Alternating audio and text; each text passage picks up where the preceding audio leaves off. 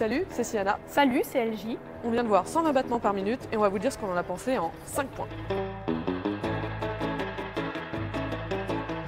Point numéro 1, le sujet. Là, on a affaire en fait à une histoire vraie, ou en tout cas inspirée de faits réels, certainement méconnue par beaucoup, notamment les plus jeunes et les gens qui ne sont pas concernés. Les actions de cette association ACT UP sentent vraiment le vécu, et c'est normal puisque le réalisateur en faisait partie. Du coup, ça donne un côté encore plus authentique au film. Mais en tout cas, ça reste un sujet bouleversant et toujours important et dont il faut encore parler aujourd'hui. C'est plutôt intéressant d'en savoir plus sur les débuts de la contamination du sida. Par contre, un petit bémol pour la deuxième moitié du film qui se focalise davantage sur un seul personnage et non sur tout le groupe.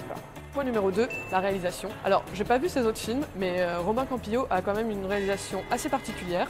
Là, on a droit à beaucoup de gros plans, quasiment toujours en lumière naturelle, et même quelques contre-jours. Et au final, on a droit à une réalisation quasi documentaire. Alors ça se sent en effet que le réalisateur, au moment de tourner son film, savait qu'il allait le monter. Ça se sent dans le découpage, il a fait énormément de plans, ça donne une ambiance un peu psychédélique. Point numéro 3, les acteurs. Alors là, on a un casting impeccable. Des personnages principaux aux personnages secondaires, ils sont tous géniaux, ils sont tous même très beaux à regarder évoluer. Et on retrouve dans cette interprétation le côté presque documentaire, voire docu-fiction. On y croit vraiment. Même le personnage principal a dû maigrir pour le film, mais par contre, ils n'ont pas réussi à me toucher. Je n'ai pas réussi à m'attacher à ces personnages. Point numéro 4, l'utilisation de la musique. Alors la musique a une part très importante dans le film qui porte d'ailleurs très bien son titre, puisque le film bat au rythme du cœur, mais aussi de la musique. Et elle ravira aussi peut-être les mélomanes, puisqu'on a quand même droit à de la house musique propre aux années 90. Ce qui était intéressant, c'est que parfois il y avait de la musique dance qui donnait du rythme au film et parfois des moments très silencieux.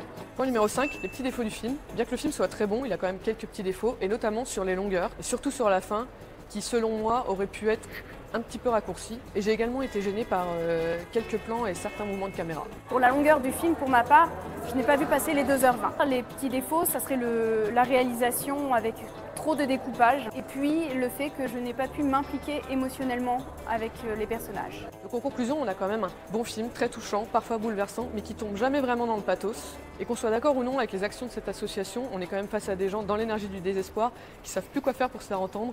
Donc malgré les quelques longueurs, je vais quand même lui mettre un bon 7,5. Pour conclure, le film a eu le Grand Prix à Cannes. Il est bien, il est bon. Malgré le fait que j'ai pas réussi à m'attacher au personnage, l'histoire est vraiment très intéressante. On aime bien suivre les péripéties des personnes de cette association. Pour cela, je lui mettrai la note de 7. Tu te rends compte là quand ça se résume?